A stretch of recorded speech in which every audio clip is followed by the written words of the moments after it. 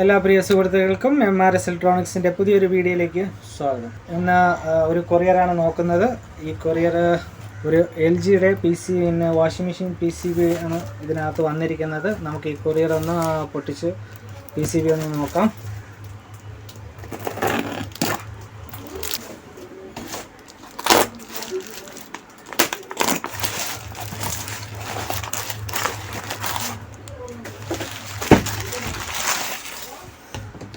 ഇതാണ് ഇതിനകത്ത് വന്നിരിക്കുന്ന PCB.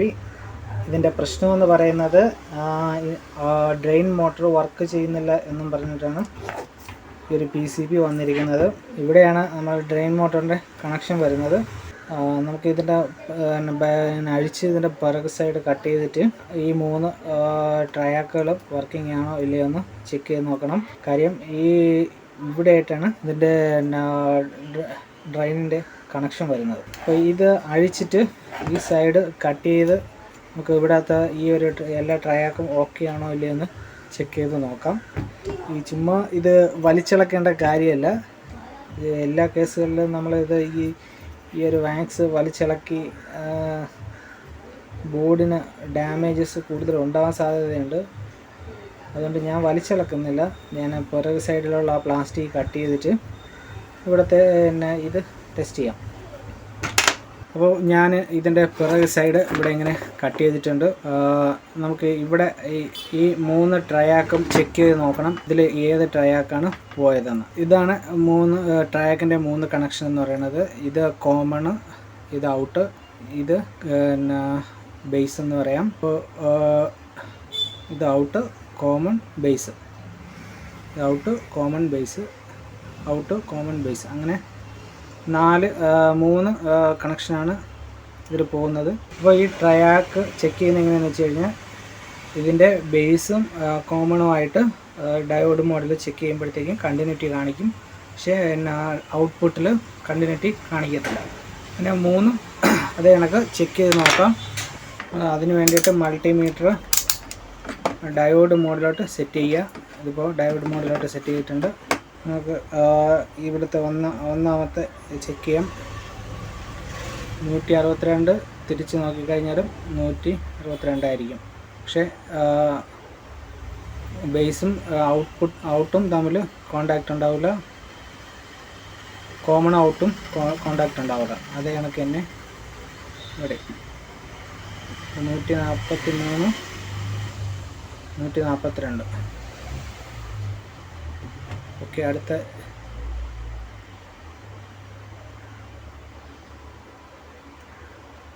ഇവിടെ കോമണും ബേസും തമ്മിൽ യാതൊരുവിധ ടച്ചുമില്ല. ബേസും ഔട്ട്പുട്ടുമായിട്ടാണ് കണക്ഷൻ കാണിച്ചിരിക്കുന്നത്. അപ്പോൾ ഈ ഒരു ട്രയാക്കാണ് കംപ്ലൈൻ്റ് ആയിട്ട് വന്നിരിക്കുന്നത്. അപ്പോൾ ഇത് മാറ്റാം. അതിന് മുന്നേ ഇവിടെ ഇതിൻ്റെ ബേസിൽ ഒരു 500 ഓംസ് റെസിസ്റ്റൻസ് ഉണ്ട്. ഈ റെസിസ്റ്റൻസ് ഓപ്പൺ ആണ്. ഈ റെസിസ്റ്റൻസ് ഓക്കെ, ഈ റെസിസ്റ്റൻസ് ഓക്കെ. നമുക്ക് ഓംസ് മോഡലും കൂടെ എന്നിട്ടിട്ട് ചെക്ക് ചെയ്ത് നോക്കാം. 468 കിലോ ഓം, അതായത് 470 ഓംസ് ആണ് കാണിക്കുന്നത്. ഇവിടെ 470 കിലോ ഓംസ് ആണ് വരുന്നത്.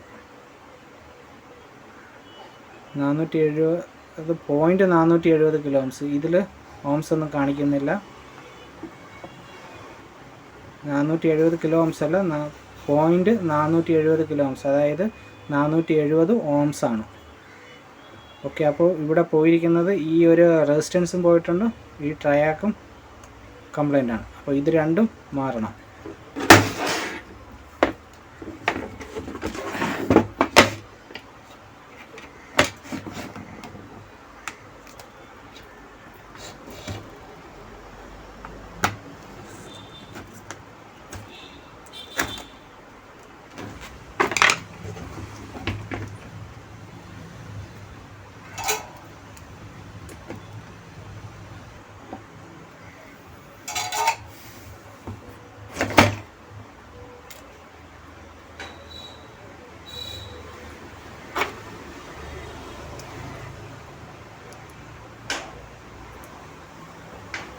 ഇത് ഇവിടെ നിന്ന് പൊട്ടിത്തെറിച്ച് പോയിട്ടുണ്ട്.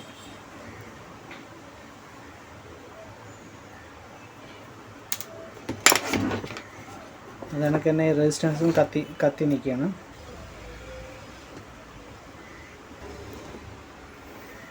ഈ റെസിസ്റ്റൻസും കത്തിപ്പോയിട്ടുണ്ട്.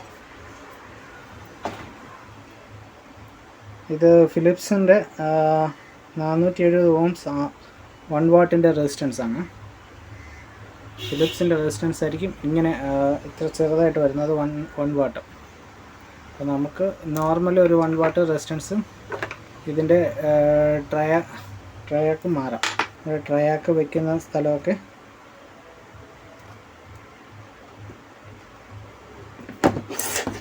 അതെല്ലാം ക്ലിയർ ആയിട്ടുണ്ട്. ഇനി ഇവിടെ ഈ സൈഡും കൂടെ ഒന്ന് ക്ലിയർ ചെയ്യണം. ഇതിന് പകരം വേറൊരു ട്രയാക്ക് സെറ്റ് ചെയ്യാം. ഇത് വേറൊന്നിനകത്തുനിന്ന് അഴിച്ചെടുത്തിരിക്കുന്ന ട്രയാക്കാണ്. ഒരു 470 ഓം 1 വാട്ടിൻ്റെ റെസിസ്റ്റൻസും കൂടെ കൊടുക്കാം.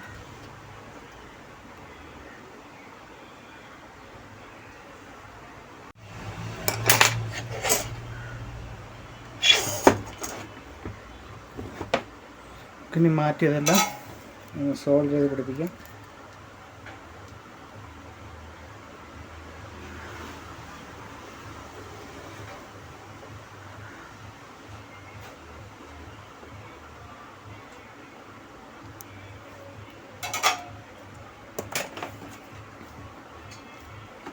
ഇനി എല്ലാം സെയിം ആണോ എന്ന്, കണക്ഷൻ കൊടുത്തതെല്ലാം സെയിം ആണോ എന്ന് ഡയോഡ് മോഡിലിട്ടിട്ട് ചെക്ക് ചെയ്ത് നോക്കാം.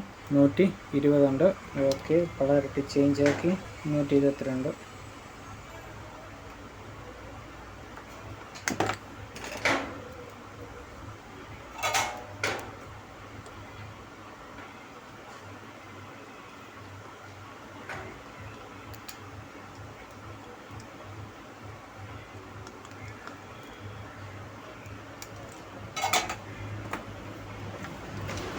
ഇനി ഓംസും കൂടെ ചെക്ക് ചെയ്യാം.